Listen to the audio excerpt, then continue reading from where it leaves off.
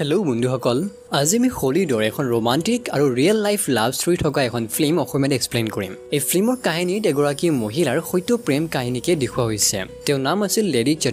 lady চেটাৰ্লি এজনী ধনী ঘৰৰ ছোৱালী আছিল কিন্তু তেওঁ এজন দুখীয়া ল'ৰা প্ৰেমত পৰি যায় তাৰ পিছত সিহঁতৰ এই প্ৰেম কাহিনী কলৈকে আগবাঢ়িল কি সমস্যা আহিল আৰু শেষত গৈ সিহঁত একলগ হ'ল নে নাই এয়া এখন উপন্যাসত লিখি উলোৱা হৈছিল সেই উপন্যাসখন 1907 চনতে জাৰ্মানীয়ে বেন কৰি দিছিল যাতে এই উপন্যাসখন কোনেও পঢ়িব নোৱাৰে কিন্তু সেই সময়ত জাৰ্মানী লোকসকলে বিচৰা নাছিলে যে কেতিয়াও ধনী ঘৰৰ ল'ৰা বা ছোৱালীয়ে দুখীয়া ঘৰৰ ল'ৰা বা ছোৱালী প্ৰেমত পৰক কিন্তু প্ৰায় 30 বছৰৰ পিছতে সেই উপন্যাসখন মুকলি কৰা হ'ল আৰু তাৰ পিছতে সেই উপন্যাসখনৰ ওপৰতে এই ফিল্মখন বনোৱা হ'ল তেন্তে বলক আজি আমি সকলোৱে মিলি এটা real life love story enjoy কৰোঁ এই ফিল্মখনৰ আৰম্ভণিতে দেখুওৱা হয় যে অলিভাৰ নামৰ এজন ল'ৰা দৌৰি কল মাইনৰ ফালে গৈ আছে সি যেতিয়া তাত যায় তেতিয়া দেখা পায় যে তাত এটা বিস্ফোৰণ হৈছে আৰু সেই বিস্ফোৰণত তাৰ বন্ধু ডেনে প্ৰাণ হেৰুৱাইছে তাৰ পিছতে সেই সিনটো তাতে কাট হয় আৰু এটা পাৰ্টি সিন দেখুওৱা হয় য'ত বহুতো ধনী ঘৰৰ মানুহ আছিল সেই পাৰ্টিত এগৰাকী ছোৱালী আছিল যাৰ নাম আছিল কনষ্টেন্ট তাইৰ ফালে সকলোৱে চাই আছিল কিয়নো তাই বহুত ধুনীয়া আছিল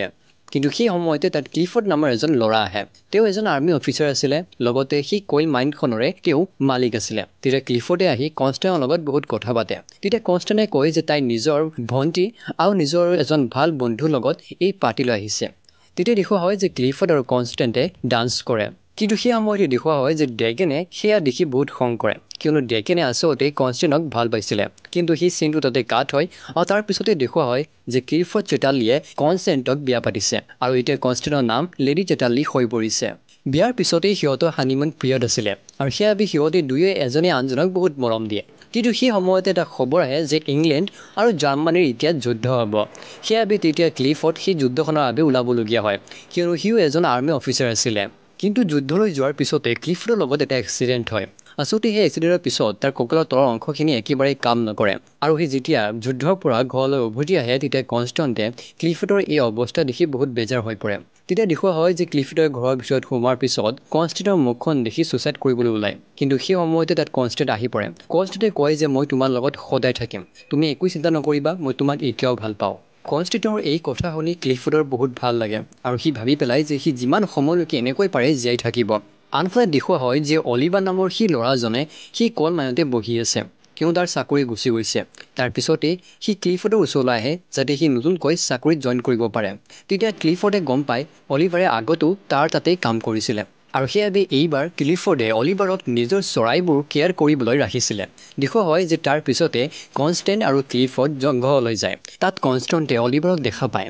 তাই অলিভাৰক অলপমান বেলেগ দৃষ্টিৰে চায় তাৰ পিছৰ দিনা দেখুওৱা হয় যে যেতিয়া কনষ্টেন্টে ক্লিফৰ্ডক উঠাই আছিলে তেতিয়া কনষ্টেন্টে পিঠিত বেয়াকৈ দুখ পায় সেইবাবে সিদিনাখন কনষ্টেন্টে ক্লিফৰ্ডক গা ধুৱাব নোৱাৰে সেইবাবে তেতিয়াই সিহঁতৰ নাৰ্ছ মেলটন তাত আহি ক্লিফৰ্ডক গা ধুৱায় কিন্তু মেলটনে ক্লিফৰ্ডক বহুতো কথা শুনায় তাই কয় যে আপোনাৰ পত্নীৰ স্বভাৱবোৰ ইমান এটা ভাল নহয় আপোনাৰ পত্নী আপোনাৰ লগত কেৱল টকাৰ বাবে আছে কিন্তু এই গোটেইবোৰ কথা কনষ্টেন্টে বাহিৰৰ পৰাই শুনা পায় যেতিয়া সিহঁতে লাঞ্চ কৰি আছিলে তেতিয়া কনষ্টেন্টে ক্লিফৰ্ডক কয় যে আমাৰ মাজত মেলটন কিয় সোমাই আছে তেতিয়া কনষ্টেন্টে খঙতে কৈ দিয়ে যে তুমি নিজৰ ফিজিকেল নিডছ নাৰ্ছ মেলটনৰ পৰাতো ওলোৱা নাই কিন্তু তেতিয়া ক্লিফৰ্ডে তাইৰ কথাবোৰ চিৰিয়াছলি নলয় ক্লিফৰ্ডে কয় যে মই নিজৰ ভৰিত কেৱল থিয় হ'ব বিচাৰোঁ আৰু সেইবোৰৰ বাবে তাই মোক সহায় কৰি আছে তাৰ পিছতে দেখুওৱা হয় যে সিহঁতৰ ছাৰ্ভেণ্টে লেডি চেটাৰ্লিক সুধি আছে যে চাবি লাগে কিয়নো অলিভাৰে এয়া খুজি আছে তেতিয়া লেডি চেটাৰ্লি অৰ্থাৎ কনষ্টেন্টে নিজে চাবি দিবলৈ অলিভাৰৰ ওচৰলৈ গুচি যায় তাই কিয় যায় আপোনালোকে নিশ্চয় গমেই পাইছে কিয়নো ইতিমধ্যে লেডি চেটাৰ্লি অলিভাৰৰ প্ৰতি অলপমান আকৰ্ষিত হৈ পৰিছিলে তাত লেডি চেটাৰ্লি আহি তাক বহুত ভালদৰে কথা পাতিবলৈ ধৰে কিন্তু সিদিনাখন আমাৰ অলিভাৰ দাদাই তাইক অলপো পাত্তা নিদিয়ে সেইবাবে কনষ্টেন্ট অৰ্থাৎ লেডি চেটাৰ্লিয়ে বেয়া পাই তাৰ পৰা গুচি যায় অলপ সময়ৰ পিছতে অলিভাৰে এইটো বুজি পায় যে সি হয়তো এটা বেয়া কাম কৰিছে সেইবাবে ক্ষমা বিচাৰি সি কনষ্টেন্ট অৰ্থাৎ লেডি চেটাৰ্লিলৈ এখন চিঠি লিখে তেতিয়া লেডি চেটাৰ্লি অলিভাৰক দেখা পায় আৰু সেইবাবে তাই অলিভাৰৰ ওচৰলৈ গুচি যায় তাই গৈ অলিভাৰক কয় তোমাৰচোন বৰ সাহস তুমি ইয়ালৈ আহিছা যদি ক্লিফৰ্ডে দেখা পায় তেতিয়াহ'লে তোমাৰ কি অৱস্থা কৰিব তুমি গম পোৱা নে এই কথাটোৰ উত্তৰ অলিভাৰে একো নিদিয়ে তেতিয়া আকৌ লেডি চেটাৰ্লিয়ে কয় এই ঠাইখনত মই আকৌ আহিব বিচাৰোঁ কিয়নো এই ঠাইখন বৰ ধুনীয়া আৰু ইয়াত মই পেইণ্টিং কৰিব বিচাৰোঁ তেতিয়া অলিভাৰে কয় যে অতি সোনকালে এই ঠাইখন মই আপোনাৰ বাবে চাফা কৰিব ল'ম একেবাৰে সহজতে পেইণ্টিং কৰিব পাৰিব কিন্তু লগতে আমাৰ দাদাই এয়াও কয় যে মই এই ঠাইৰ পৰা গুচি যাম কিয়নো আপুনি ইয়াত আছে তেতিয়া লেডি চেটাৰ্লিয়ে কয় যে তুমি মোক ইমান কিয় বেয়া পোৱা বাৰে বাৰে মোৰ পৰা আঁতৰত গুচি যোৱা সেই সময়তে বৰষুণ দিয়ে তেতিয়া লেডি চেটাৰ্লিয়ে কয় যে তোমাৰ ঘৰৰ ভিতৰত সোমাব পাৰিমনে তেতিয়া অলিভাৰে তাইক ঘৰৰ ভিতৰলৈ লৈ যায় কিন্তু সিদিনাখন একো নহয় যিবোৰ আপুনি এতিয়া ভাবি আছে বৰষুণ শেষ হোৱাৰ পিছত তাই ঘৰলৈ উভতি যায় তাত যোৱাৰ পিছত দেখুওৱা হয় যে ক্লিফৰ্ডৰ লগত তাই শুই আছে কিন্তু সেই সময়তে তাই হয়তো অলপমান ৰোমান্টিক হৈ পৰিছিলে সেইবাবে তাই ক্লিফৰ্ডক অলপমান ছিডিউচ কৰিব বিচাৰে কিন্তু তেতিয়া ক্লিফৰ্ডে কয় যে মই একো অনুভৱ কৰা নাই কিয়নো মোৰ তলৰ অংশত একোৱে ফিল নহয় আৰু সেইবাবে তেতিয়া লেডি চেটাৰ্লি আকৌ বেজাৰ হৈ পৰে আৰু তাই তেতিয়া শুই পৰে পিছদিনা দেখুওৱা হয় যে ক্লিফৰ্ডে তাৰ ভুলটো বুজি পায় আৰু সেইবাবে নিজৰ তলৰ অংশখিনি সি ঠিক কৰিবলৈ চাৰ্জনৰ ওচৰলৈ যায় কিন্তু সি উপায়টো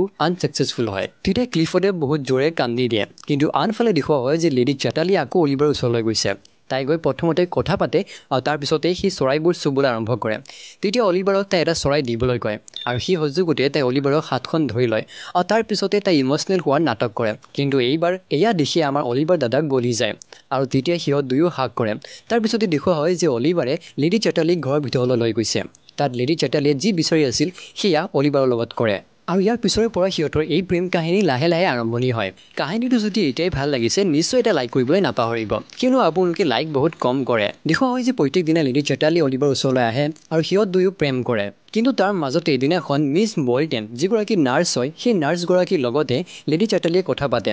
তাই তেতিয়া কয় যে মোৰ হাজবেণ্ড ডেন আপোনালোকৰ মাইনতে ঢুকাইছিলে আৰু সেইবাবে কেতিয়াবা আপোনালোকৰ ওপৰত মোৰ খং উঠে ক্লিফৰ্ডক গৈ তাই কয় যে মই নিজৰ ভণ্টিৰ ঘৰলৈ যাবলৈ বিচাৰোঁ তেতিয়া ক্লিফৰ্ডেও তাইক যাবলৈ দি দিয়ে তাই তেতিয়া ভণ্টিৰ ঘৰলৈ গৈ সকলোখিনি কথা ভণ্টিক কয় তাই যে অলিভাৰক ভাল পায় তেতিয়া তাই ভণ্টিয়ে কয় সি ল'ৰাজনচোন বহুত দুখীয়া আৰু তেতিয়া তাই ভণ্টি ভাবে যে হয়তো তাই ধেমালিহে কৰিছে আৰু সেইবাবে তাইও সেই কথাটো চিৰিয়াছলি নলয় তাই যেতিয়া ক্লিফৰ্ডৰ ঘৰলৈ আকৌ উভতি আহে তেতিয়া দেখুওৱা হয় যে ক্লিফৰ্ডে ব্ৰেকফাষ্ট কৰি থকা সময়তে কয় যে তোমাৰ হয়তো এটা কেঁচুৱা লাগে নহয়নে ক্লিফৰ্ডে কয় যে তুমি যিকোনো ল'ৰাৰ লগতে ইণ্টিমেট নোহোৱা কিয় মই সেয়া নাচাওঁ কিন্তু সেই কেঁচুৱাটো কেৱল আমাৰে হ'ব লাগিব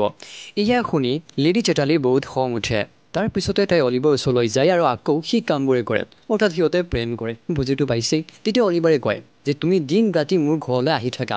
এই কথাটো বাৰু কোনো গম নাপায়নে তেতিয়া লেডি চেটাৰ্লিয়ে কয় যে তুমি এইবোৰ কথা চিন্তা কৰিব নালাগে তেতিয়া অলিভাৰে কয় ইমান ডাঙৰ ঘৰৰ ছোৱালী বাহিৰত ঘূৰি ফুৰে এইটো কোনো খবৰ নাৰাখেনে এইটো হ'বই নোৱাৰে আৰু তেতিয়া সেই চিনটো কাট হয় আৰু কিছুদিন পিছতে দেখুওৱা হয় যে লেডি চেটাৰ্লি এতিয়া প্ৰেগনেণ্ট হৈ পৰিছে তাই এই খবৰটো প্ৰথমতে গৈ ক্লিফৰ্ডক দিয়ে তেতিয়া ক্লিফৰ্ডে ভাবে যে যেতিয়া তাই ইটালীলৈ ভণ্টিৰ ঘৰলৈ গৈছিল তেতিয়াই তাই এই কামটো কৰি আহিছে ক্লিফৰ্ডে সোধে যে সেই ল'ৰাজন কোন হয় যাৰ লগত তুমি এই কামটো কৰিছা কিন্তু তেতিয়া লেডি চেটাৰ্লিয়ে সেই ল'ৰাজনৰ নাম নকয় তাৰপিছতে দেখুওৱা হয় যে সিহঁত দুয়ো অৰ্থাৎ ক্লিফৰ্ড আৰু লেডি চেটাৰ্লি আকৌ জংঘললৈ যায় সি নিজৰ হুইল চেয়াৰ লৈ আগবাঢ়ি গৈ থাকে কিন্তু সেই সময়তে পিছফালেৰে অলিভাৰ আহি লেডি চেটাৰ্লিক ধৰি লয় আৰু ক্লিফৰ্ড আগফালে গুচি যায় তেতিয়া দেখুওৱা হয় যে সিহঁত দুয়ো তাতে কিছ কৰে কিন্তু সেই সময়তে ক্লিফৰ্ডৰ হুইল চেয়াৰখন বোকাত ফচি যায় তেতিয়া সি অলিভাৰক মাত দিয়ে অলিভাৰে আহি সেইখন ঠেলি দিয়ে কিন্তু সেইখন ঠেলিবলৈ গৈ তাৰ বহুত কষ্ট লাগে আৰু সেইবাবে তেতিয়া তাৰ অৱস্থা বহুত বেয়া হয় তেতিয়া লেডি চেটাৰ্লিয়ে তাৰ এই অৱস্থা দেখিবই নোৱাৰে তেতিয়া ক্লিফৰ্ডে তাইক আগবাঢ়িবলৈ কয় তেতিয়া ক্লিফৰ্ডক তাই কয় যে ডক্টৰক মাত দিয়া কিয়নো অলিভাৰৰ অৱস্থা বহুত বেয়া কিন্তু তেতিয়া ক্লিফৰ্ডে কয় যে সেইজন আমাৰ এজন সামান্য চাকৰ হয় তুমি তাৰ বাবে ইমান কথা চিন্তা কৰিব নালাগে এতিয়া আগলৈ আগবঢ়া কিন্তু তেতিয়া লেডি চেটাৰ্লি আকৌ অলিভাৰৰ ঘৰলৈ উভতি যায় তাই গৈ অলিভাৰক সুধিবলৈ ধৰে যে তোমাৰ এইবোৰ কেনেকুৱা হ'ল তেতিয়া অলিভাৰে বহুত খঙত কয় যে এইবোৰ তোমালোকৰ কাৰণে হৈছে কিয়নো তোমালোকৰ কইল মাইনত মই কাম কৰিছিলোঁ প্ৰায় 7 বছৰলৈকে আৰু এইবোৰৰ বাবে এতিয়া মোৰ লাংছ একেবাৰে বেয়া হৈ পৰিছে আৰু সি এতিয়া ভাবিবলৈ ধৰে যে হয়তো লেডি চেটাৰ্লিয়ে কেৱল প্ৰেগনেণ্ট হ'বলৈ তাক ব্যৱহাৰ কৰিছে কিন্তু তেতিয়া লেডি চেটাৰ্লি বৰ ইম'চনেল হৈ পৰে তাই কান্দি কান্দি কয় যে মই তোমাক সঁচাকৈ বহুত ভাল পাওঁ আৰু তোমাৰ লগত মই যি অনুভৱ কৰিছোঁ সেয়া এতিয়ালৈকে জীৱনত কাৰো লগতে অনুভৱ কৰা নাই আৰু মই কেৱল তোমাৰ লগতে এতিয়া থাকিব বিচাৰোঁ দেখুওৱা হয় যে কিছুদিন পিছতে ক্লিফৰ্ডে নিজৰ কেঁচুৱাটিৰ বাবে এটা পাৰ্টি আয়োজন কৰিছে কিয়নো এতিয়া তাৰ নিজৰ এটা সন্তান জন্ম হ'ব কিন্তু সেই সময়তে তাত ভেল্টন আহি পৰে